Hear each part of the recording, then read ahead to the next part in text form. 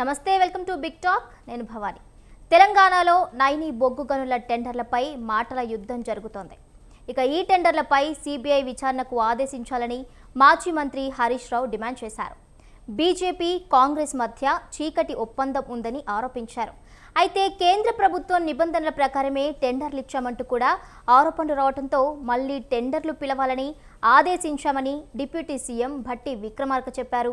ఇక ఇదే అంశంపై ఇవాల్టి బిగ్ టాక్లో చర్చిద్దాం. మనతో పాటు చర్చించడానికి సిద్ధంగా ఉన్నారు రాహుల్ గారు, కాంగ్రెస్ లీడర్. నమస్తే అండి. రాహుల్ గారు నమస్కారం. నమస్కారం మేడం. ఎస్, అదేవిధంగా రాజుగౌడ్ గారు ఉన్నారు, బీఆర్ఎస్ లీడర్. నమస్తే అండి రాజుగౌడ్ గారు. రాజుగౌడ్ గారు మ్యూట్లో ఉన్నాడు మేడం తను.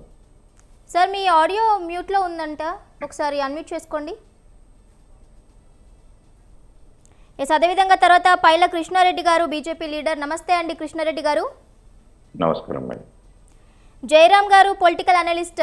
నమస్తే అండి జయరామ్ గారు. నమస్కారం అండి. ఎస్, ముందుగా అయితే ఇప్పుడు తెలంగాణలో కోల్ వార్ అంటూ కూడా కోల్డ్ వార్ లాగా నడుస్తోంది. అయితే దీనికి సంబంధించి కూడా మరి ఇటు బీఆర్ఎస్ కాంగ్రెస్ పార్టీలు అయితే కూడా మరి మాటల తూటాలు అయితే పేల్చుకుంటున్నాయి. ముందుగా రాజు గారు.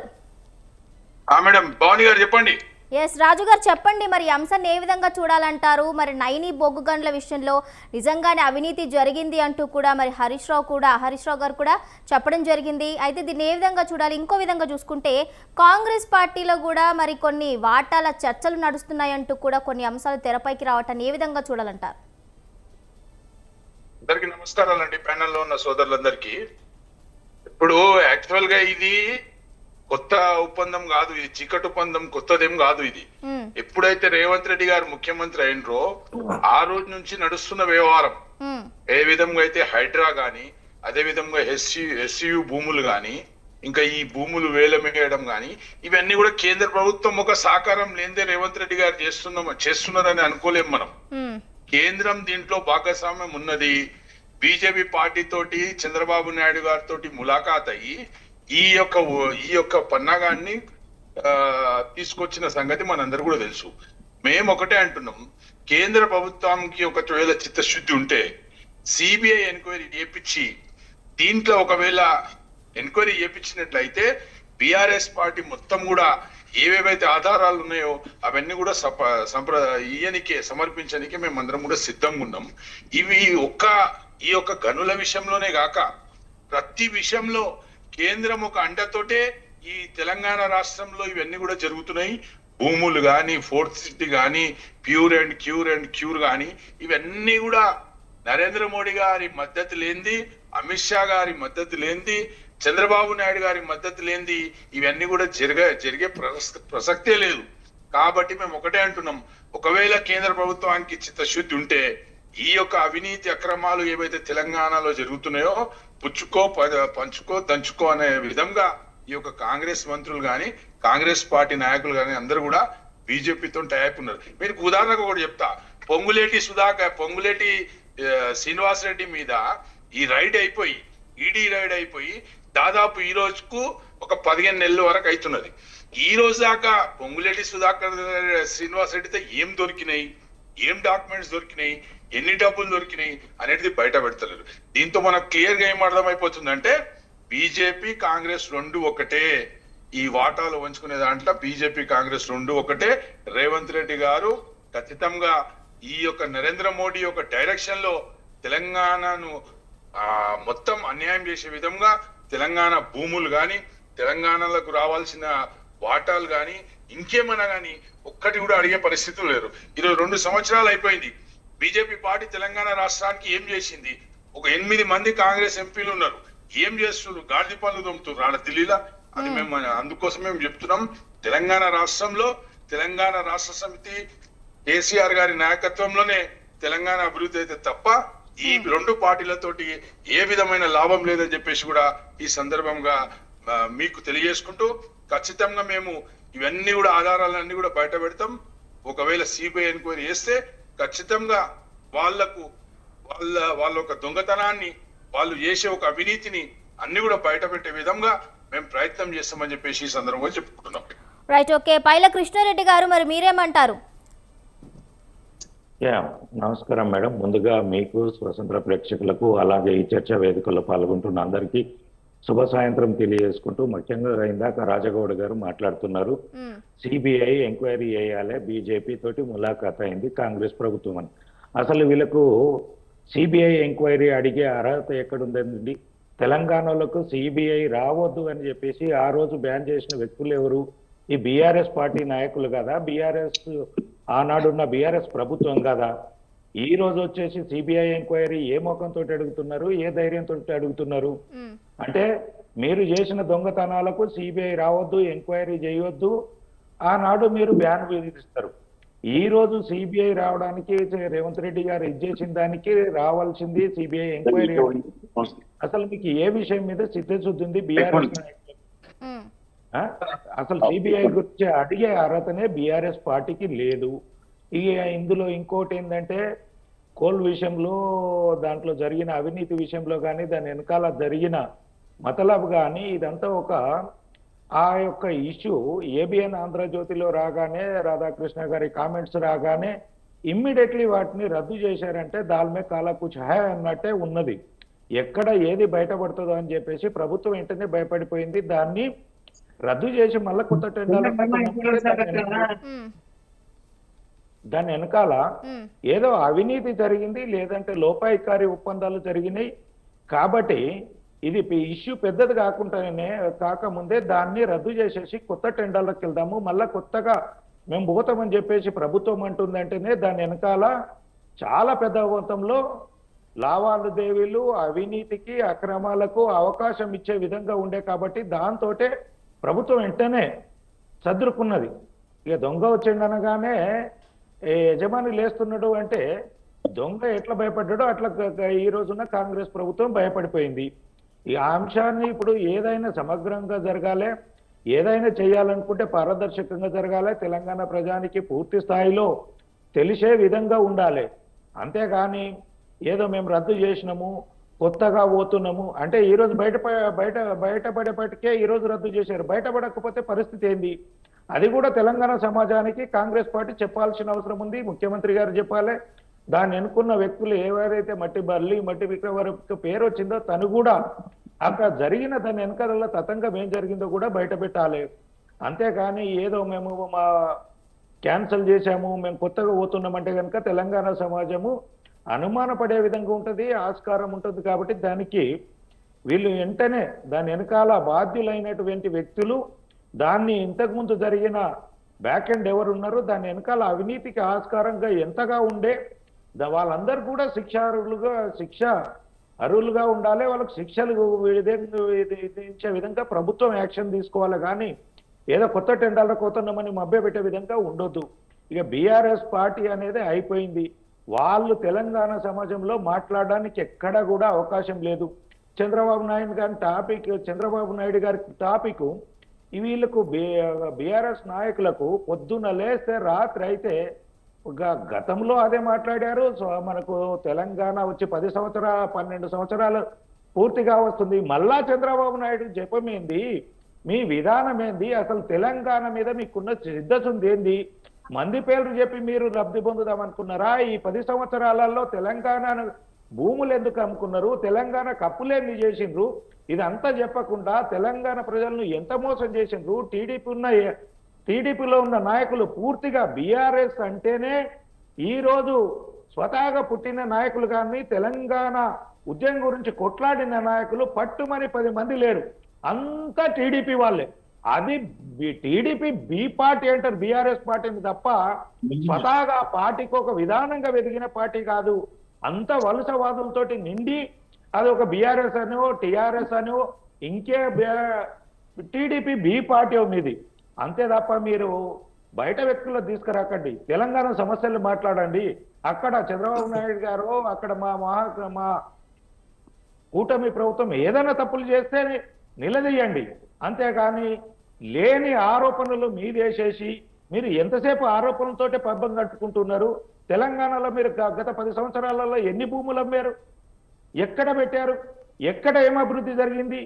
ఏడ భూములు పాలన అమ్మి- చేసి భూ- ఉమ్. భూములు అమ్మి భూములు- భూములు అమ్మి రాజగౌడ ప్రజలకు పెట్టినాం కానీ అదానికి అంబానీకి ఇచ్చి పార్టీ ఎలక్ట్రల్ బాండ్స్ తీసుకోలేం మేము. మీరు మీరు రాజగౌడ్ గారు ఒక్క నిమిషం అండి మాట్లాడిద్దాం. కృష్ణారెడ్డి గారిని అట్లా మాట్లాడిద్దాం. కాదండి ఆయన తర్వాత మీకు కూడా టైం వస్తుంది. కంప్లీట్ టైం గా ఇస్తాను, మాట్లాడుతున్నాడు. చెప్పండి మీరు చెప్పండి కృష్ణారెడ్డి ప్రతిసారి గారు చెప్పండి. ఇంటరప్ట్ చేస్తారండి మీరు. నేను మీరు ఏం చెప్పినా అయినా అలా అండి. ఖండించండి. చెప్పండి ఇంకొక కృష్ణారెడ్డి విషయము గారు. మీరు 10 సంవత్సరాలలో మీ ముఖ్యమంత్రి ఏలాడ ఉన్నాడు, ఏడ సెక్రటరియట్ పోయిండు, ఎన్నిసార్లు ప్రజలకు అందుబాటులో ఉన్నాడు? క్యాంప్ ఆఫీస్ ఫామ్ హౌస్ తప్ప ఎన్నడన్నా సెక్రటరియట్ పోయినా పాపాన పోయిండా? ఇదేమి లేకుండా పాలన మీరు ఇట్లా చేసి- మాట్లాడితే మీరు yes, నరేంద్ర తర్వాత మోడీ మీకు ఎన్నిసార్లు రాజుగారు గారు- ఎన్నిసార్లు దేశాల పర్యటన చేసిండు, ఎన్ని అప్పులు చేసిండు, ఈ దేశాన్ని ఎంత అప్పుల పాలు చేసిండు, 15 ప్రధాన మంత్రులు చేయండి, కేవలం ఒక్క నరేంద్ర మోడీ మాత్రమే ఈ దేశాన్ని అప్పుల పాలు చేసిన సంగతి కూడా మీరు గుర్తుపెట్టుకోవాలి. రాజుగారు అన్ని గారు. రూపాయికి లేదండి, ఒక్క రాజుగారు గారు ఒక్క రూపాయికి నిమిషం ఆగాలి, ఒక్క నిమిషం ఆగాలి. ఎందుకంటే yes, ప్రతి ఒక్కరికి టైం ఇస్తాను ఖచ్చితంగా. అప్పుడు మీ అభిప్రాయం సరే, సరే, వ్యక్తపరచొచ్చు. ఒక్క నిమిషం ప్రధానమంత్రి కృష్ణారెడ్డి గారిని గారు మాట్లాడిద్దాం. బయట దేశాలకు ఎందుకు పోయిండు? సమాజం మొత్తం చూసింది. చీకటి చూసినామండి. 4 గోడల మధ్యలో ఉండే భారతదేశానికి కావలసిన చూసినాం. విధానాలు ఆగాలి, ఆగాలి, ఒక్క ఏంటి? నిమిషం. విదేశాంగ విధానం ఏంది? బయట చూసామండి మొన్న ఆపరేషన్ సింధూర్ అయినప్పుడు మొన్న వస్తువులను- ఆపరేషన్ సింధూర్ లా ఏమైంది అనేది తెలుసు. Yes, sir. మన దేశం వెంబడి కనీసం శ్రీలంక, నేపాల్ లాంటి దేశ దేశాలు కూడా ఓకే రాలేదు. రాజుగౌడ్ గారు దేశ రాజుగౌడ్ ద్రోహం గారు చెప్తున్నా. రాజుగౌడ్ గారు TRS రాహుల్ గారికి నాయకులు టైం ఇద్దాం. దేశ రాహుల్ గారు ద్రోహం అని చెప్తున్నా. కృష్ణారెడ్డి గారు మీరు దేశ ద్రోహం లాగా మాట్లాడకండి. ఎస్ మాట్లాడదాం ఈ దేశ ద్రోహులు ఎవరో ప్రజలు నిర్ణయిస్తారు. మేక్ ఇన్ ప్రజలు ఇండియా నిర్ణయిస్తారు. ప్రొడక్ట్లను మనము బయట దేశాలకు ఏడుదండి. అమ్ముకోవాలంటే ఈ రోజు విదేశాంగ విధానంలో మనం పెంపొందించుకోవాల్సింది, కొత్త దేశాలతోటి మిత్రత్వం పెంచుకోవాల్సింది. దాని గురించి అక్కడికి వెళ్ళి ఏదో పిక్నిక్లకు, పర్యటనలకు, ఫామ్ హౌస్లకు మీ ముఖ్యమంత్రి లాగా జైనికి పోలే. అక్కడికి వెళ్ళింది, ఎంఓయూలు చేసుకున్నారు, అక్కడ ఒక అగ్రిమెంట్లు జరిగినాయి. మనకు వాళ్ళకు ఒడంబడికలు ఉన్నాయి. ఎవరి కోసం అండి? అడానీ కోసమా? అడానీ అంబానీ కోసమా? అవునండి. ఒక గూగుల్ కంపెనీ వస్తే ప్రపంచం మొత్తానికి చెప్పుకుంటున్నాము. అంటే మన దేశపు వాడు కంపెనీలు పెట్టి ఎదిగితే మీకు ఇది కాదు. బయట వాడు అడానీ వచ్చి Right, చూస్తే కృష్ణారెడ్డి గారు. గుజరాత్ వాళ్ళు కృష్ణారెడ్డి గారు రాజుగౌడ్ గారు ఆగాలి. లేవు, విలువలు లేవు. దేశం అంటే కృష్ణారెడ్డి మీకు గారు. భక్తి కూడా లేదు. మీకు ఈ దేశం రోజు అంటే రాహుల్ భక్తి గారు. లేదు, దేశ ప్రజలంటే మీకేం గౌరవం లేదు. భక్తున్నదండి? మీకేం మీకు ఒక్కటి భక్తున్నది? కేసీఆర్ ఓకే కుటుంబానికి కృష్ణారెడ్డి గారు కృష్ణారెడ్డి గారు మీరు ఒక్క దేశం నిమిషం గురించి ఆగండి. రాజుగౌడ్ గారు మాట్లాడకండి. రాజుగౌడ్ గారు ఒక్క నిమిషం అండి. అందరికీ టైం ఇవ్వాలి, అందరి యొక్క అభిప్రాయాలు కూడా మనం వినాలి. రాహుల్ గారు ఇవ్వాలండి మేడం. ఇప్పుడు రాహుల్ గారు డైరెక్ట్ ఒక్క గా విమర్శ నిమిషం మీ టర్న్ వచ్చినప్పుడు ఖచ్చితంగా మీ అభిప్రాయాన్ని కుండ బద్దలు కొట్టండి. ఓకే రాహుల్ గారు. ముందుగా మీకు ప్యానెల్ పెద్దకి పొద్దురటి వీక్షకులకు అందరికీ నమస్కారం మేడం.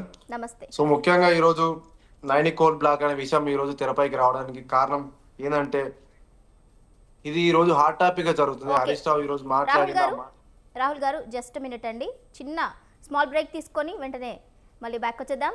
ఇప్పుడు ఒక షార్ట్ బ్రేక్ తీసుకుందాం.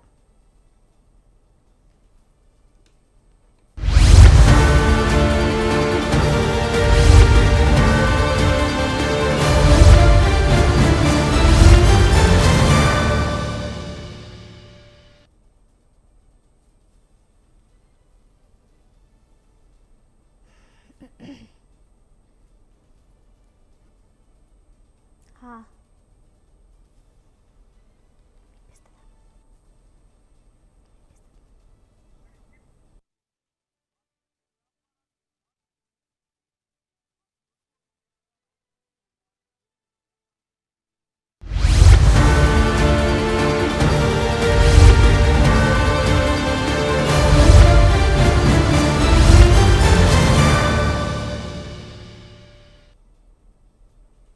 Welcome back. ఇక తెలంగాణలో నైని బొగ్గు గనుల టెండర్లపై కూడా మాటల యుద్ధం జరుగుతోంది. రాహుల్ గారు మాట్లాడతారు. రాహుల్ గారు మీ యొక్క అభిప్రాయాన్ని వ్యక్తపరచండి.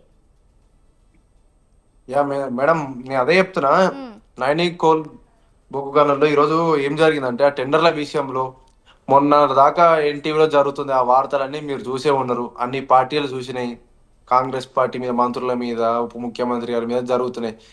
ఉప ముఖ్యమంత్రి వారిలో నిన్న కూడా ఒక మీ వీడియో చూసిరు మీరు, ప్రెస్ మీట్ లో కూడా మాట్లాడడం జరిగింది.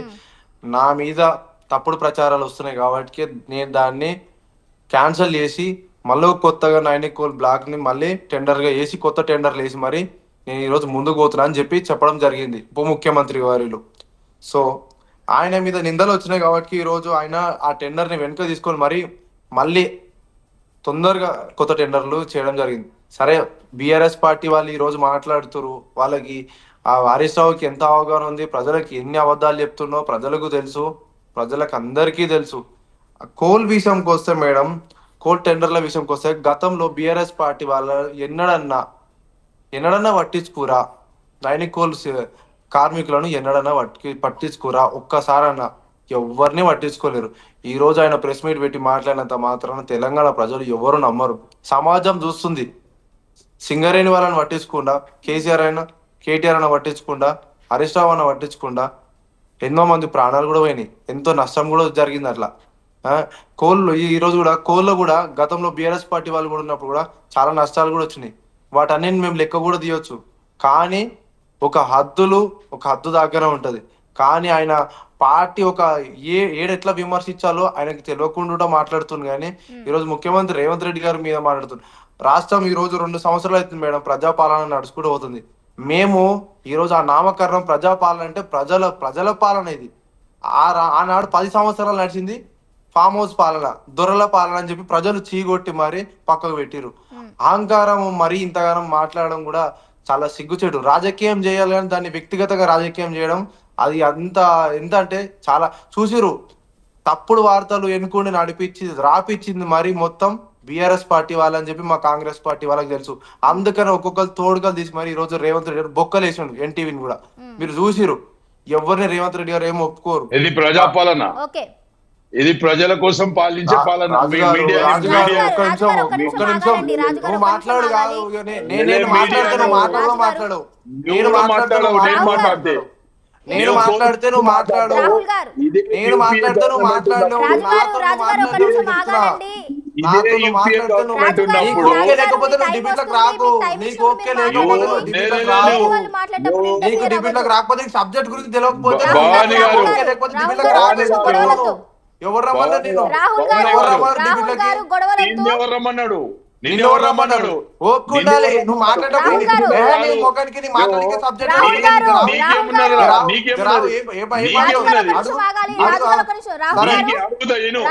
నీకేం అవగాహన ఉంది? నీకేం అవగాహన ఉంది చెప్పు. నీకేం అవగాహన ఉంది చెప్పు.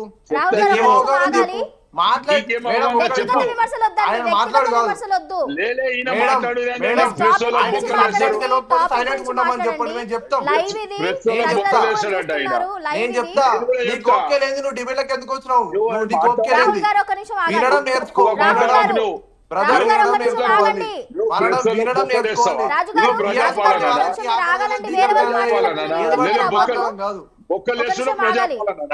మీడియాను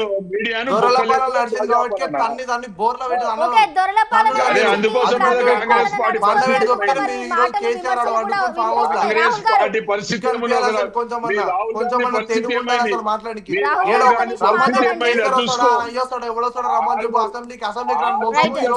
ఈరోజు మాట్లాడుతుండు బీఆర్ఎస్ కొడుకులు ఈ రోజు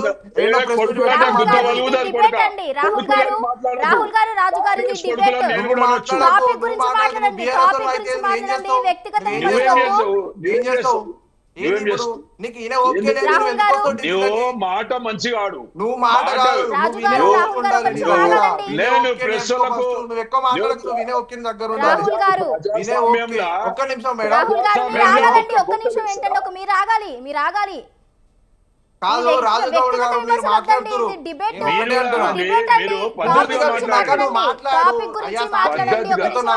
కాదు, పూర్తిగా మాట్లాడు, పద్ధతిగా మాట్లాడు.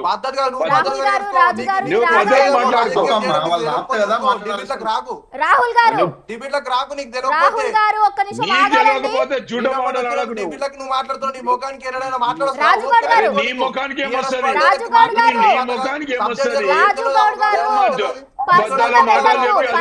వెళ్ళొద్దండి, పర్సనల్ గా వెళ్ళొద్దు. ఇది డిబేట్. మీకు వ్యక్తిగత విమర్శల కోసం ఇక్కడికి మేము ఇన్వైట్ చేయలేదు మిమ్మల్ని. టాపిక్ గురించి మాట్లాడాలి. లైవ్ ఇది, ఎంతో మంది ప్రజలు చూస్తూ ఉంటారు. వాళ్ళకి మీరు ఏం చెప్తున్నారు అసలు? మీరు మేడం నేను ఒకటే అంటున్నా, ఎస్ జయరామ్ గారు, ఇట్లాంటి ఓకే లేకపోతే రాహుల్ గారు ఒకటి నేను అందరికీ కూడా ఒకటే చెప్తున్నాను, ఒకరు మాట్లాడేటప్పుడు నాకు చెప్పేది ఒక్క ఒక్క నిమిషం నిమిషం మేడం, ఆగండి, ఒక్క మేడం, నిమిషం మేడం, ఆగండి, నేను ఒకరు ఒక్క నిమిషం, మాట్లాడేటప్పుడు నేను ఇంకొకరు చెప్తా. ఇంటర్ఫియర్ అవ్వద్దండి. మీరు చెప్పండి నెక్స్ట్ నేను చెప్పినాక. ఇందాక బీజేపీ నాయకులు మాట్లాడితే మధ్యలో అదే మాట్లాడిండు, నేను మాట్లాడితే పూర్తిగా వినడం నేర్చుకోమను. బీఆర్ఎస్ పార్టీ వాళ్ళ కాదు, నేను అంతకన్నా మేము ఎమ్మెల్యేతో కూడా డిఫెన్స్ చేస్తున్నాం, కానీ వాళ్ళు ఎప్పుడు ఇట్లా వరలే. బీఆర్ఎస్ పార్టీ నాయకులకు కూడా మేము గౌరవిస్తాం. నువ్వు వినడం నేర్చుకున్నాక నువ్వు కౌంటర్ కొట్టు, దాన్ని నేను సమాధానం చెప్పకపోతే అప్పుడు మా తప్పు ఉంటది. ఆ ప్యానల్ ఉన్న పెద్దలు కూడా, రాజకీయ విశ్లేషకులు కూడా అడుగు, బీజేపీ నాయకులు కూడా ఇందాక మాట్లాడుతూ కూడా అదే అంటారు. మేము ఇట్లాంటి ఆయన నిన్న కూడా వచ్చి డిఫెన్స్ చేస్తున్నాము, మేము ముందు నుంచి కూడా డిఫెన్స్ చేస్తున్నాం, కానీ సబ్జెక్టు తెలుసుకొని ఓకే ఒక పేషెంట్స్ తో డిబేట్లకు రావాలి. డిబేట్ అంటేనే ఓకే ఇరు వర్గాలు మాట్లాడుకుంటాం, సరే నీదో తప్పు ఉండొచ్చు, సరే ఇప్పుడు ఏం చెప్పాను ఇప్పుడు నేను కూడా అదే చెప్తున్నాను, ఒకరు మాట్లాడేటప్పుడు రాజుగౌడ్ గారు ఒకరు మాట్లాడేటప్పుడు ఇంకొకరు ఇంటర్ఫియర్ అవ్వద్దండి. నేను మీకు టైం ఇస్తున్నాను, మీకు ఇచ్చిన టైంలో మీరు మాట్లాడండి. నువ్వేం చెప్తావు నీ బీఆర్ఎస్ పార్టీ గురించి? జయరామ్ గారు మీరు చెప్పండి. రాహుల్ గారు రాజుగౌడ్ గారు ఆగాలండి, టైం అంతా దీనికి అయిపోతుంది.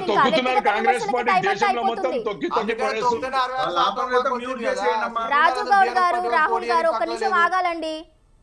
ఒక నిమిషం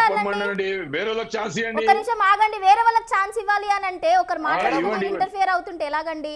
ఒక నిమిషం ఆగండి. ఓకే, నైని బొగ్గు గనుల టెండర్లపై కూడా మరి మాటల యుద్ధాలైతే కూడా నడుస్తున్నాయి. ఇప్పుడు దీనికి సంబంధించిన అభిప్రాయాన్ని మనం జయరామ్ గారిని అడిగి తెలుసుకుందాం. జయరామ్ గారు చెప్పండమ్మా. ఎస్ జయరామ్ గారు, మరి దీన్ని ఏ విధంగా చూడాలంటారు? ఇప్పుడు వరకు కూడా మనం చూస్తున్నాం, ఇటు బీఆర్ఎస్, ఇటు కాంగ్రెస్, అదేవిధంగా బీజేపీ కూడా కొంచెం పొత్తుంది అంటూ, మరి అదేవిధంగా చీకటి ఒప్పందాలు నడుస్తున్నాయి అంటూ కూడా కొన్ని మనం వార్తలు వింటున్నాము. అదేవిధంగా చూసుకుంటే ఇది ఏదైతే మరి సైట్ విజిటింగ్ కాంట్రాక్ట్ అనేది కూడా ఒక పద్ధతి వచ్చింది, కొత్త పద్ధతి. అయితే అది గత ప్రభుత్వంలో లేదు, ఇప్పుడు కాంగ్రెస్ వచ్చిన తర్వాతే ఈ విధానాన్ని తీసుకురావడం జరిగింది. అసలు ఎందుకు తీసుకొచ్చారు అంటూ కూడా దీనిపై చర్చ నడుస్తోంది. దీనికి సంబంధించి ఏమంటారు? అమ్మ, మీకు స్వతంత్ర న్యూస్ ప్రేక్షకులకి, ప్యానెల్లో ఉన్న మిత్రులకు నమస్కారాలు. నమస్తే. ఇక్కడ విషయాన్ని మనము వాట్ ఈజ్ ఫ్యాక్ట్ అనే విషయాన్ని మనం చాలా కీలకం. అసలు రాజకీయ పార్టీలు వాళ్ళ అంశాలు చెప్పుకోవడం లోపల సిద్ధహస్తులు, దాంట్లో వేరే కన్ఫ్యూజన్ లేదు. సో చెప్పుకోవడం లోపల వాళ్ళని రక్షించుకోవడంలో డిఫరెంట్గా ముందుంటారు. ఇక విషయాన్ని పక్కన పెట్టేస్తే, ఫస్ట్ ఇవి నైని బొగ్గు గనుల విషయానికి వచ్చినప్పుడు అది వ్యాపారం ఎంత అనేది ప్రజలకు తెలియాలి. అది వ్యాపారము దగ్గరగా 3 నుంచి 5 లక్షల కోట్ల వ్యాపారం. 3 నుంచి 5 లక్షల కోట్ల వ్యాపారము. అది ఒక 1 క్యూబిక్ మీటర్ లోపలికి వెళ్తే 2 సెకండ్ క్యూబిక్ మీటర్ లోపలనే బొగ్గు విపరీతంగా ఉంటుంది. అది నల్ల బంగారం, చాలా ఉన్నతమైన బొగ్గు బయటకు వస్తుంది అనేది నైనికి ఉన్న ప్రత్యేకత. దాన్ని కాంట్రాక్ట్ సంపాదించుకోవడం కోసం అనేక మంది దీంట్ లోపల ఉన్నారు. సో ఈ అనేక మంది లోపల ఎవరెవరు ఉన్నారు అంటే, వెంకటరెడ్డి, మన కోమటిరెడ్డి వెంకటరెడ్డి తమ్ముడిది ఒక కంపెనీ, దాంతో పాటు వచ్చేసి ఈయనకెవరికి ఎన్టీవీకి సంబంధించిన చౌదరి వాళ్ళ అల్లుడు ప్లస్ బట్టి విక్రమార్క సంబంధించిన వ్యక్తులు దీన్ని మూకుమ్మడిగా దక్కించుకోవాలనే దాంతోనే దీన్ని ఎవరితో అంటే మెగా కృష్ణారెడ్డితోని దీన్ని టెండర్ ఇప్పించుకోవడానికి ట్రై చేశారు. ఇదొక గ్రూపు. బట్టి విక్రమార్క, నరేంద్ర చౌదరి ప్లస్ మన మెగా కృష్ణారెడ్డి, ఇదొక గ్రూపు. మరొక గ్రూప్ వచ్చేసి ఇది ఏకంగా మేమెందుకు తీసుకోవద్దు అనే దాన్ని ఇంటర్నల్ గా ఉన్నది రేవంత్ రెడ్డికి సంబంధించిన వ్యక్తులు. వీళ్ళకంటే ముందు దీనికోసం కొట్టంటే ప్రతిమా శ్రీనివాసరావు అనే ఒక వెలమ క్యాండిడేట్ టిఆర్ఎస్ గవర్నమెంట్ లోపల దీనికోసం కొట్లాడి ప్రయత్నం చేస్తే దాని మీద యుద్ధం ప్రకటించేసి ఎంపీగా ఉన్న వెంకటరెడ్డి గారు ఢిల్లీలో వల్ల వర్క్ చేసినప్పుడు అప్పుడే ఎలక్షన్స్ వచ్చేసి ఈ ప్రతిపాదనలన్నీ పక్కకు జరిగిపోయినాయి. ఒకవేళ కనుక వచ్చినట్టు అయితే అది ప్రతిమా శ్రీనివాస్ అకౌంట్లోకి పోయింది. సో రాలేదు కాబట్టి ప్రతిమా శ్రీనివాసరావు. ఇక గుర్తుపెట్టుకోండి, కేసీఆర్ ఒక వెలమ కులస్తుడు, ఇక్కడ వచ్చేసి ఒక కమ్మ కులస్తుడితో పాటు ఒక మాల, ఇతర రెడ్డి కులస్తులు ముగ్గురు కలిసేసేమో ప్రభుత్వంలో ఉండే వ్యక్తులుగా ఒక టీమ్ గా ఉంది. ఇంకా కోమటిరెడ్డి వెంకటరెడ్డి ఒంటరిగా వాళ్ళ కుటుంబ సభ్యుల బ్రదర్ ఉన్నారు ఆయన. దీన్ని ఇది కాదు అని చెప్పేసి ఒక కొత్త వ్యక్తికి సర్టిఫైడ్ చేసింది ఇంకొక రెడ్డి వచ్చేసి నెల్లూరు రెడ్డి అని చెప్పేసి మన ఏబిఎన్ రాధాకృష్ణ కొత్త పలుకులలో స్వీట్ పలుకులలో పలుకులు పలికాడు. అదొక పలుకులు పలికాడు, అదొక అంశం. అంటే దీని అంతా దేనికోసం అంటే ఒక్క నిమిషం, ఇది దేనికోసం అంటే ఇది ప్రజలను ఉద్ధరించుదామని కాదు, ప్రజలకు ఇది అంకితం చేద్దామనేది కాదు. ఇక్కడ లక్షల కోట్ల వ్యాపారం ఉంది కాబట్టి దీన్ని చేసుకుంటే లైఫ్ సెటిల్ అయిపోతుంది, దీంట్లో మనం వెనుక తిరగాల్సిన పని లేదు అనే దాని మీద టార్గెట్ పెట్టుకున్నారు. దీన్ని ఒకరి నుంచి వాళ్ళు చేదాకించుకోవాలనుకుంటే దీనిపైన అందరి కన్నులు ఉన్నాయి, అందరి అబ్జర్వేషన్ ఉంది. అబ్జర్వేషన్ లో భాగంగా క్యారెక్టర్ హననం చేయడం కూడా ఒక భాగంగా మారిపోయింది అనేది ఆ సారాంశం, ఏబిఎన్ ఆంధ్రజ్యోతి సారాంశం. సరే, అదంతా పక్కన పెట్టేద్దాం. మరి ఇక్కడ దీన్ని ఎందుకు ఇంత జరుగుతున్నా కూడా ఇప్పటి వరకు ముఖ్యమంత్రి చెప్పకుండా నిన్న ఏం చెప్పాడంటే క్యాబినెట్ మీటింగ్ లోపల, లేదు మా మినిస్టర్ల మధ్యలో గొడవలు పెట్టొద్దు, ఛానళ్ల మధ్యలో గొడవలు ఉంటే మీరు చూసుకోండి అన్నాడు. అంటే రేవంత్ ఎవరి మీదైనా కడుపులో తొక్కుతా నొక్కుతా చేస్తా చీరుతా చెందార్దా అనే భాష ఉన్న రేవంత్ నిన్న ఛానళ్ల విషయానికి రాగానే ఎందుకు అంత సాఫ్ట్ గా పలకరించేసిండు, ఎందుకు అంత సాఫ్ట్ గా మాట్లాడిండు? ఏబిఎన్ గాని నరేంద్ర చౌదరిని కానీ ఎందుకు మాట్లాడలేదు? వాళ్ళను ప్రాసిక్యూట్ చేయడానికి ఎందుకు వాళ్ళకు నోటీసులు ఇవ్వలేదు? వాళ్ళని ఎందుకు అరెస్ట్ చేయలేదు అనేది బీఆర్ఎస్ వాదన. సో బీజేపీ కూడా ఇంచుమించు అదే వాదనతోనే ఉన్నది. మరి ఇంతకు ముందు వచ్చినప్పుడు అనేక ఛానళ్ల విషయాల్లోకి వచ్చినప్పుడు యూట్యూబ్ ఛానల్ విషయంలో అరెస్టులు చేయటము, వాళ్ళని జైల్లోకి పంపించడము అనేక చేసిన తర్వాత వీళ్ళ విషయానికి వస్తే ఎందుకు ఉన్నది? ఎందుకు ఇంత సాఫ్ట్ కార్నర్ గా ఉంది? ఈ లీకులు ఇచ్చిన వీరుడు ఎవరు అనేది బీఆర్ఎస్. అంటే ఇక్కడ కావాల్సింది ఎవరికైనా కూడా అక్కడ లక్షల కోట్ల వ్యాపారం మాత్రమే కావాలి తప్ప ఇక్కడ ప్రజలకు ఏదో నష్టం జరుగుతుంది అనేది ఏ పార్టీకి లేదనేది ఇక్కడ చాలా క్లియర్గా అర్థమైపోతుంది. అంటే ఇక్కడ ఎప్పుడు కూడా మనము చెప్తున్న మాటలకు చేస్తున్న పనులకు సంబంధాలు ఎక్కడ ఉన్నాయా? ఇంకొక ప్రశ్న కూడా ఇక్కడ డిప్యూటీ సీఎం ముందు ఉన్నది. డిప్యూటీ సీఎం ఏం మాట్లాడుతుండో, నేను ప్రజల కోసమే ఉన్నా, పేదల కోసమే ఉన్నా, నాకు పేదలే కావాలి, పేదల కోసం నేను ఈ పంపకాలు చేస్తాను తప్పితే నేను ఎక్కడ అమ్ముడు పోను అన్నాడు. వెరీ గుడ్, చాలా సంతోషం. ఎందుకంటే ఒక మాల కుటుంబం నుంచి వచ్చిన నువ్వు అట్టడు కుటుంబం నుంచి వచ్చి అట్టడు కుటుంబం నుంచి ఆలోచిస్తున్నావంటే అభినందించాల్సిందే. కానీ ఈరోజు నీ మీద ఉన్న మరకలు అన్న ఇన్ని కాదు, ఏకంగా గ్రౌండ్ స్థాయికి వెళ్ళిపోయింది. ఈరోజు ఏ బిల్లు పోయినా కమిషన్లు రావాలి, దాంట్లోపల నీ టీం ఉన్నది. 6% నుంచి 16% వరకు పోతుంది అనేది అపవాదు ఉంది. అపవాదును తిప్పికొట్టడానికి ఎందుకు కొట్టుకోవట్లేదు అనేది బీఆర్ఎస్ ఇతర పార్టీల ప్రశ్న. ఈ ప్రశ్నలకు ఎటు నుంచి సమాధానం లేదు. అనేక ఛానళ్ల లోపల కూడా ఇదే ప్రశ్నలు లేవనెత్తున్నారు. అంటే ఇక్కడ అందరూ అన్ని విధాలుగా దోసుకుంటున్నారు. ఎవరి చేతికి వచ్చింది వాళ్ళు దోసుకుంటూనే చేజారిపోయినప్పుడు లొల్లు జరుగుతున్నాయి. అంటే ఇది చేతిలో ఉన్నప్పుడు లొల్లి కాదు, చేజారిపోతున్నప్పుడు లొల్లి. ఈ చేజారిపోతున్నప్పుడు ఎక్కడ దీన్ని అంతా ఏమని చెప్పుకుంటారు? రేపు ప్రభుత్వంలో ఉండే అధినేతలు మేము ఇంత సిగ్గుమాల పని చేసినాం కాబట్టి ఈ రోజు మేము ప్రజల ముందుకు వచ్చేసి ఒకటిగానే ఉన్నామని చెప్పుకోవడం కోసము నిన్నటి మీటింగ్ పెట్టినలే అనేది ప్రతిపక్షాలు అడుగుతున్నాయి. వాస్తవికంగా చెప్పాలంటే ప్రతిపక్షాలు అడుగుతాయి. కానీ ప్రతిపక్షంలో కూడా పాలకపక్షం ఉన్నప్పుడు మరి ప్రతిమా శ్రీనివాస్ కూడా ఇస్తామనేది కూడా వాస్తవమే కదా. ఆయన తరపు నుంచి ప్రభుత్వం కూడా కొట్లాడింది కదా. ఒకవైపు వచ్చేసి మీరు సింగరేణి గనులను ప్రైవేటీకరించొద్దని కొట్లాడుతున్నాము, మన బొగ్గు మనకు కావాలి, మన ఆదాయం మనకు ఉండాలనేది ఇక ప్రజల నుంచి వచ్చిన బలమైన వాయిస్. దీన్ని ప్రజల సొత్తు కాకుండా ఒక్కడి చేతిలో దాన్ని ఏ ఒక ప్రభుత్వం కానీ ప్రతిపక్షంలో నేతలు కానీ ఎందుకు మాట్లాడతలేరు? మరి అప్పుడు ప్రతిపక్షం వచ్చేసి కాంగ్రెస్ పార్టీ, ఇప్పుడు ప్రతిపక్షం వచ్చేసి అప్పటి అధికార పక్షం. మరి ప్రజల సొమ్ము కదా, ప్రజలతోనే ప్రభుత్వమే దీన్ని డీల్ చేయాలి, ఇది ప్రజల కోసమే ఉండాలి అని దాన్ని ఎందుకు మాట్లాడతలేరు? ఒకవైపు ప్రైవేటీకరించాలంటేనేమో కాదు ఇది ప్రభుత్వంలో ఉండాలంటారు. ప్రభుత్వంలో ఉండాలనడానికి మళ్ళీ ప్రైవేటు వ్యక్తులకు మీరు అంటగట్టడానికి గల కారణాలు ఏంటంటే కమిషన్లు, వాటాలు కావాలి. అంటే ఇక్కడ అందరూ దొంగలే అనే దాన్ని చెప్పగానే అందరూ చెప్తున్నారు. ఇక్కడ ఎవరు నీతిమంతులు లేడు. అందరూ దొంగలే, అందరూ దోసుకోవడానికి రెడీగా ఉన్నారు. మన చేజారిపోయినప్పుడు లొల్లి చేస్తున్నారు.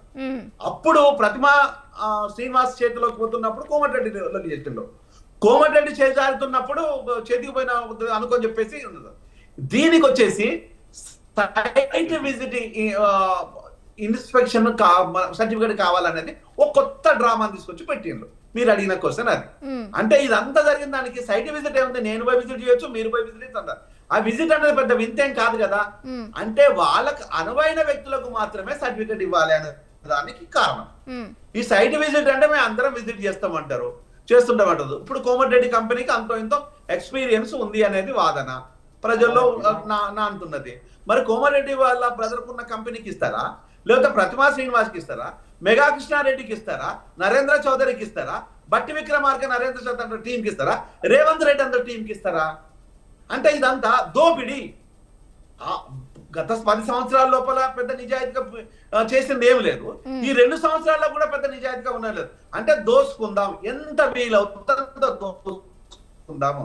దీనికి ఎవరైనా సిగ్గుపడాలంటే ప్రజలు, అంటే మేముగా సిగ్గుపడాలి. మేము ఎందుకు సిగ్గుపడాలంటే ఓట్లేసి, అరే వీడు గొప్పోడని వాడికి ఓటేసి, వాడు గొప్పోడు కానప్పుడు వీడికేసి వీడి గొప్ప ఇంకో ఓడికేసి ఇట్లా ఓట్లు వేసుకుంటూనే పోతున్నాం కదా. 5,000 రూపాయలకు 1,000 రూపాయలకు అమ్ముకుంటున్నాం కదా. మనకి ఇప్పుడే సిగ్గు వస్తే ఇప్పుడు ఈ యువతరం వచ్చేసి వీళ్ళ మీద తిరగబడితే వీళ్ళు ఎక్కడ ఉంటారు? మరో నేపాల్ కాదా, మరొక శ్రీలంక కాదా, మరొక ఉక్రెయిన్ కాదా, మరొక దేశం కాదా ఇది? అంటే ఈ రోజు మీరంతా చేస్తున్నారంటే దీనికి అంత రక్షణ కవచంలాగా ఉంది అన్నది బీఆర్ఎస్ వాదన అనేది బీజేపీ మరి ఈ రోజు యాదృచ్ఛికమా, యాక్సిడెంటలా, లేకపోతే వాంటెడా అనేది మరి ప్రతిపక్షాలకు ఈ రోజు వస్తున్న ప్రశ్న ఏంటంటే, ఈ రోజే దావుస్ కు నిన్ననేమో చంద్రబాబు నాయుడు వెళ్ళిండు, ఈ రోజేమో రేవంత్ వెళ్తున్నాడు. వెళ్ళిండు, రేవంత్ కూడా వెళ్ళిపోయాడు. అంటే ఈ రోజు వీళ్ళంతా ఈ మూకుమ్మడిగా సంపాదించిన సంపాదన ఎక్కడ పెడుతున్నారు అనేది ఈరోజు కొంతమంది విశ్లేషకుల ప్రధానమైన ప్రశ్న, ప్రజల ప్రశ్న. ఈరోజు పాలకులు అడుగుతున్నది ప్రతిపక్షాల ప్రశ్న. ఏముంది ఈరోజు అంటే దోసుకోవడానికి అందరూ రెడీగానే ఉన్నారు. ఎంత వీలైతే అంత దోసుకుందాము, పంచుకుందాం. ఈరోజు అమ్మ ఒక్క నిమిషం అబ్బా, ఈ పంచుకునే క్రమం లోపల తేడాలు వచ్చి తన్నుకున్నారు తప్పితే అండర్స్టాండింగ్ ఉంటే ప్రజలకు తెలిసేది కాదు ఇది. దేశం మీద ప్రేమతోని ఏబిఎన్ ఆంధ్రజ్యోతి ముందు పెట్టలేదు. దీనికి లీకులు ఇచ్చింది కూడా ఎవరు అంటే మన ముఖ్యమంత్రి గారే అనేది బీఆర్ఎస్ వాదన. అది అవునో నిజమో వాళ్ళకు తెలియాలి, వీళ్ళకు తెలియాలి. అది స్ట్రైట్ గా అదే ప్రశ్నలు ఈ రోజు హరీష్ రావు కూడా అదే అడుగుతున్నాడు. అంటే హరీష్ రావు వాళ్ళ గవర్నమెంట్ ఉన్నప్పుడు ఏమైనా ఆగిందంటే లేదు. అంటే ఈ రోజు ప్రజలంతా ఏమనుకుంటారు, అందరూ దొంగలే, అందరూ దోపిడీదారులే. ఈ రోజు రాష్ట్రం మీద అప్పులు చేస్తున్నారు, ప్రజల మీద అప్పులు చేస్తున్నారు, వనరులను న్యాచురల్ గా ఉన్న రిసోర్స్ ని అమ్ముకుంటున్నారు. అమ్ముకొని సొమ్ము చేసుకున్నదేమో రాజకీయ నాయకులు, అప్పులు వచ్చేసేమో ప్రజల మీద అని ప్రశ్నిస్తుంటే దీనికి ఎవడు ఆన్సర్ చెప్తారు? ఏ పాలక పార్టీ ప్రతిపక్షం ఆన్సర్ చెప్తాయి? అంటే అప్పులు ప్రజల మీద ఉండాలనా, ఆస్తులు మీ ప్యాకెట్ లో ఉండాలనా? ఇది ఎట్లా సాధ్యపడుతుంది? ఈ రోజు యువతరానికి ఇది అర్థం కావటం లేదా? లేటుగా ఉండొచ్చు.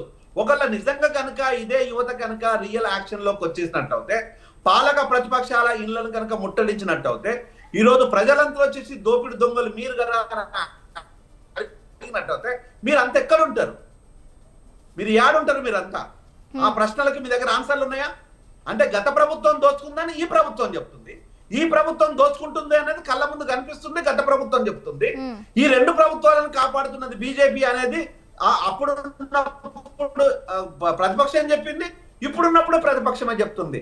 అప్పుడు ప్రతిపక్షము పాలక పక్షం అయితే అప్పటి పాలక పక్షము ఇప్పుడు ప్రతిపక్షం. అంటే ఇప్పుడు బీజేపీ తక్షణం చేయాల్సిన పని ఏంది? సిబిఐ ఈడీ రావాలి. సిబిఐ వద్దని చెప్పింది ఎవరు? దానికి ఇక కట్టడి చేసింది ఎవరు? అప్పుడు పాలక పక్షం. దీన్ని ఒక్కరి వరకే పరిమితం చేసింది, కాళేశ్వరం పరిమితం చేసింది ఎవరు? ఇప్పటి పాలక పక్షం రేవంత్ రెడ్డి. అంటే సిబిఐ వాళ్ళకొద్దు, వీళ్ళకొద్దు, ఇంక్వైరీలు ఎవరి మీద వద్దు, కానీ దోపిడీ మాత్రం అందరికి కావాలి. ఎవరికమ్మా సిగ్గున్నది? ఎవరమ్మా నీతిమంతుడు అని ప్రజలు ప్రశ్నిస్తే వీళ్ళంతా ఎక్కడ ఉంటారు?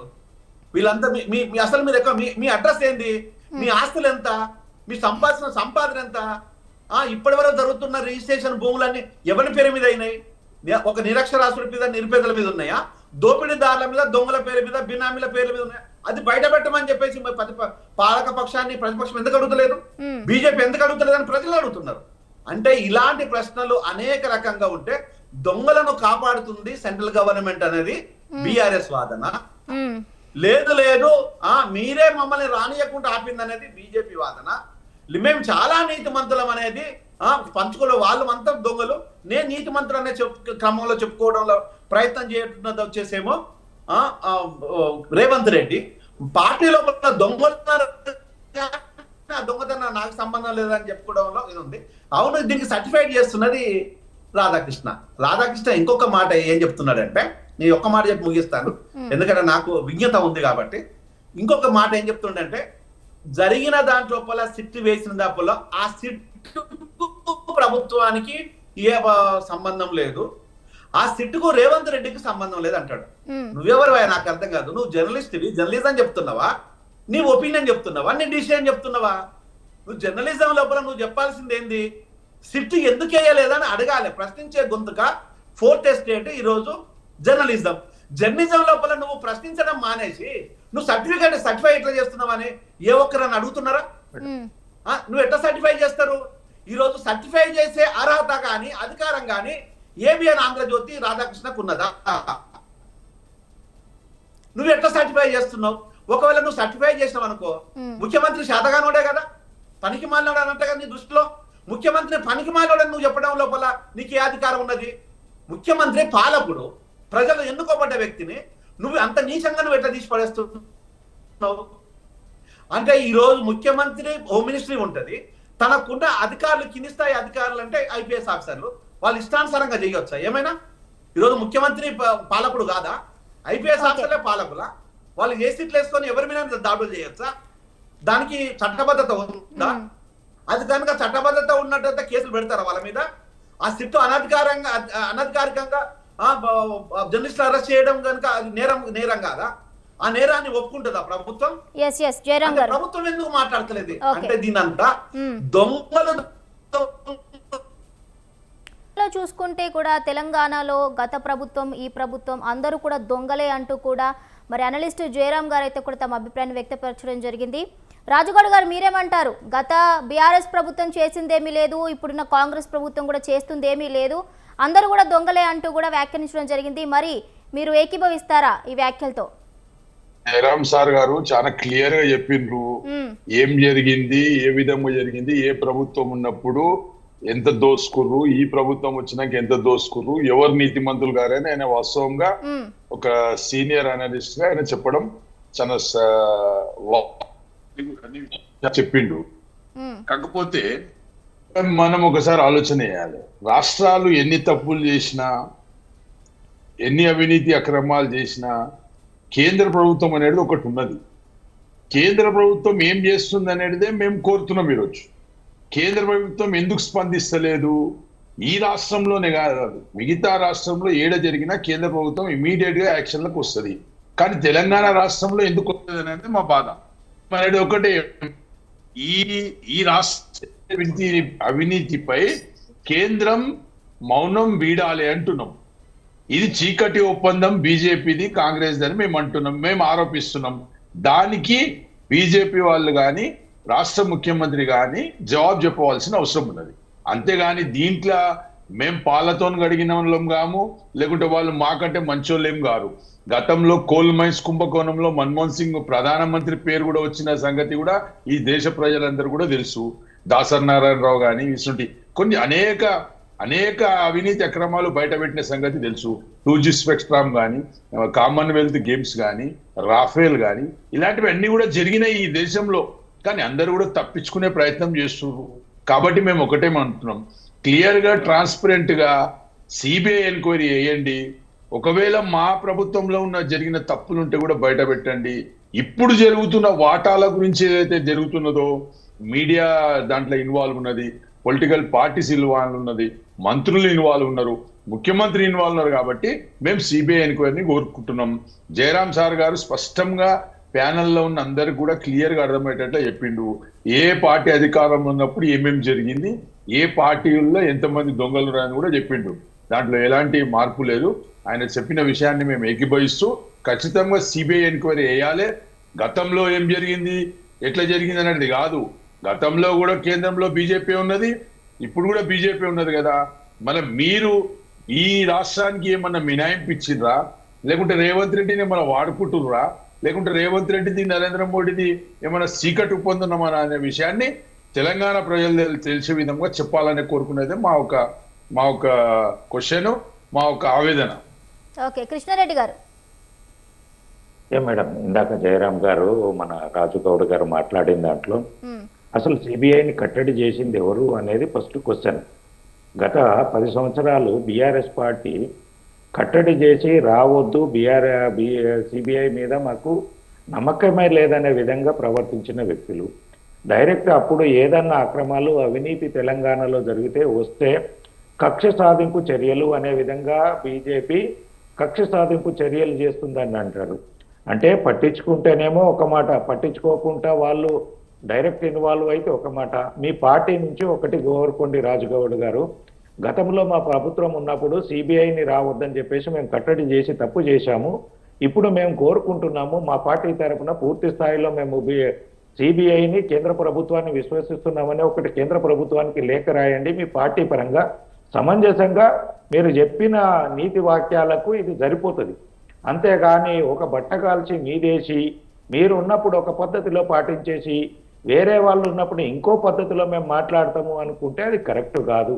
దీని వెనుకాల అవినీతికి ఆస్కారం ఉంది, అక్రమాలకు ఆస్కారం ఉంది అనేది మనకు తెల్ల అయిపోయింది. ఎందుకంటే ఈ అంశం వచ్చిన 2-3 రోజుల్లోనే మీడియా కథనాలలో వచ్చిన వెంటనే ఆ టెండర్స్ను రద్దు చేసి కొత్త టెండర్లకు పోతున్నామంటేనే దీంట్లో అవినీతికి ఆస్కారం ఉంది, అక్రమాలు జరిగినాయి, దీంట్లో లోపాయికారి ఒప్పందాలకు అవకాశం ఉంది. కాబట్టి దీనిపైన సిబిఐ ఎంక్వైరీ చేయాల్సిందే, దాని మీద దర్యాప్తు జరగాల్సిందే. కానీ ఇది ఏంటంటే బీఆర్ఎస్ నాయకులు సిబిఐ గురించి మాట్లాడడమే సమంజసంగా లేదనేది నేను మాట్లాడుతున్నా. ఏదైనా అక్రమాలు జరిగినా, అవినీతి జరిగినా ఎంతో కొంత ఇది ఉండాలి, భయము భక్తి అనేది ఉండాలి. కేంద్ర ప్రభుత్వము వచ్చి ఇక్కడ దర్యాప్తులు చేసినా, ఈడీ దర్యాప్తు చేసినా, సిబిఐ ఎంక్వైరీలు చేసినా, ఇంకేమన్నా దర్యాప్తు సంస్థల గురించి రిపోర్ట్లు అడిగినా కేంద్రము కక్ష సాధిస్తుంది. అంటేనేమో పట్టించుకుంటేనేమో ఇట్లా మాట్లాడతారు, పట్టించుకోకుంటేనేమో కేంద్రము వాళ్ళు ఇంకేదో అయిందని. ఎప్పుడైనా ఒక్కటి డైరెక్ట్గా మీ ఇంట్లో కూడా మీకు ఒక వస్తువు అవసరం ఉన్నది అంటే మీ వాళ్ళు చెప్తే ఎవరు పట్టించుకుంటారు, మీ పిల్లలు అవసరం ఉంటే పట్టించుకుంటారు. ఒక బాధ్యతమైన ఉన్న పెద్ద పదవులు అంటే పెద్ద మనిషిగా.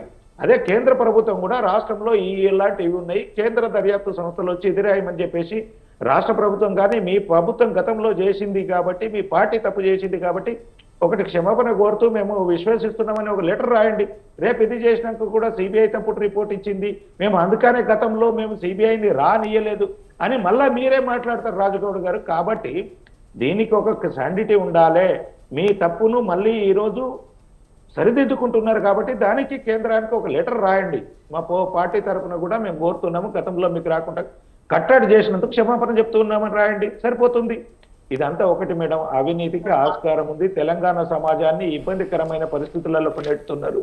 సామాజిక సమస్యలు చాలా ఉన్నాయి.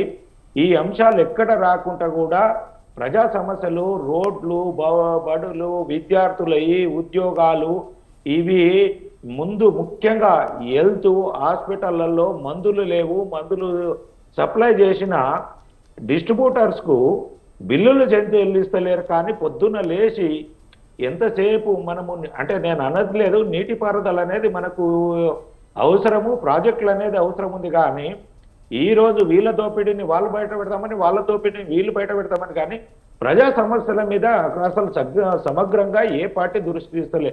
మీరు చూడండి మేడం, ప్రతి గురుకుల పాఠశాలలలో ఇబ్బందులు ఉంది. బీసీ సంక్షేమ హాస్టళ్లలో చాలా మంది పిల్లలను నాసి రకమైన ఫుడ్ తోటి చనిపోతున్నారు. దీని మీద మనం మాట్లాడతలేము. ఏ హాస్పిటల్లకు అయినా ఇట్లు లేవు, గవర్నమెంట్ హాస్పిటల్లో మా దగ్గర ఇది పట్టుకోలేము, మేము చేయలేమని చెప్పేసి ప్రైవేట్ హాస్పిటళ్లకు రెఫర్ చేస్తున్నారు. ఎందుకంటే అక్కడ ఆపరేషన్ థియేటర్లో లేవు, మందులు లేవు, డాక్టర్లు లేరు, లేదంటే అక్కడ సరైన సౌకర్యాలు లేక ఎంతమంది బీద ప్రజలు చనిపోతున్నారు? దీని మీద అసలు దృష్టి లేదు. విద్యార్థులు డ్రాప్ అవుట్ అవుతున్నారు. రోజు రోజుకు కార్పొరేట్ స్కూళ్ళు, అది 5 స్టార్ హోటల్స్ కూడా ఈరోజు దేనికి పనికి రాకుండా పోతున్నాయి. గవర్నమెంట్ స్కూల్స్ అన్ని అంటే ఒక్క వర్షం పడితే కూలిపోతున్నాయి. మళ్ళీ ఒక్కొక్క గవర్నమెంట్ టీచర్ కి ఇచ్చేది 1,00,000-1,50,000. మీరు జయరాం సార్, మనం ఒకసారి ఆలోచన చేయండి. నేను ఈ మధ్య కాలంలో 2-3 గవర్నమెంట్ స్కూల్లోకి వెళ్తే 60 మంది ఉన్నారు స్టూడెంట్లు. అక్కడ 10 మంది స్టూడెంట్లు, ఒక హెచ్ఎం, 2 ఫిజికల్ టీచర్స్ ఉన్నారు. అంటే ఎంతమందికి చెప్పాలి సార్? 10 మందికి ఒక టీచర్ని ఇచ్చింది. ఒక్కొక్కరికి 1,00,000-1,50,000. ఏం జరుగుతుంది మరి? ఇదే అమౌంట్ మరి ప్రైవేట్ స్కూళ్ళకు పోవడానికి గల కారణాలు, నేను ఉపాధ్యాయులను తప్పుపడతలే. అవసరమైన వాటి మీద చర్చ జరగట్లేదు, పట్టించుకోవట్లేదు రాజకీయ నాయకులు అంటారు. అనవసర వాటి మీద శ్రద్ధ పెడుతున్నారు అంటారు. అక్కడ స్కూళ్ళల్లో మౌలిక వసతులు కల్పిస్తే కనుక విద్యార్థులు వచ్చే అవకాశం ఉంటుంది. టీచర్లు కూడా ప్రాపర్ గా చెప్తారు. టీచర్లు ఎక్కడ కూడా తప్పు పడతలేను. ప్రతి దగ్గర కూడా ఈ మధ్య కాలంలో ప్రతి స్కూల్లో కూడా కరెక్ట్ గా టీచర్లు వెళ్తున్నారు. కానీ విద్యార్థుల సంఖ్య తక్కువ ఉంటుంది. అక్కడ మౌలిక వసతులు లేవు. గవర్నమెంట్ స్కూల్ అంటే ఒక చెడు అభిప్రాయం ఏర్పడింది. దాన్ని పోగొట్టి కార్పొరేట్ స్కూల్ లెవెల్లో తీసుకొద్దాము, హాస్పిటల్స్ ను కూడా ఆ విధంగా తీసుకొద్దాం అనేది చూడండి. అంతేగాని ఎంతసేపు నీటి పారుదల మీద తీసుకెళ్లి లక్షలు 1,000 కోట్లు ఇన్వెస్ట్మెంట్ పెట్టేసి ఆ కమిషన్ల గురించి మనం మాట్లాడే సంస్కారంకు కొద్దిగా పక్కకు పెట్టి ప్రజా సమస్యలను చర్చించుకోవాలని చెప్పేసి అన్ని పార్టీలకు విజ్ఞప్తి చేస్తున్నాం. ఓకే, రాహుల్ గారు చెప్పండి. రాహుల్ గారు, మొత్తంగా కూడా మరి ఇప్పుడు అంటే అవసరమైన విషయాలపై దృష్టి సారించకుండా అనవసరమైన విషయాలు అంటున్నారు. అయితే ఒక విషయం ఏంటంటే, సింగరేణిలో ఈ అక్రమాలు ఏవైతే జరుగుతున్నాయని మనకి విషయాలన్నీ బయటకు వచ్చాయో అది కూడా ఒక ఆస్తే. సో దాంట్లో నష్టం జరిగినట్లే కదా, అక్రమాలు జరిగినా నష్టాలు జరిగినట్లే. సో దాని గురించి ఏమంటారు? ఇంకొక విషయం ఏంటంటే, ఈ అంశానికి సంబంధించి కూడా మరి డిప్యూటీ సీఎం బట్టి విక్రమార్క ఒక ప్రెస్ మీట్ అయితే పెట్టడం జరిగింది. దాంట్లో ఏం చెప్పారు అంటే, దోపిడీదారులు అదేవిధంగా క్రిమినల్స్, వారి నుండి రాష్ట్రాన్ని అదేవిధంగా ప్రజలను రక్షించాలి అంటున్నారంటే ఎవరు ఆ దోపిడీదారులు, ఎవరు క్రిమినల్స్, ఎవరు ఏంటి?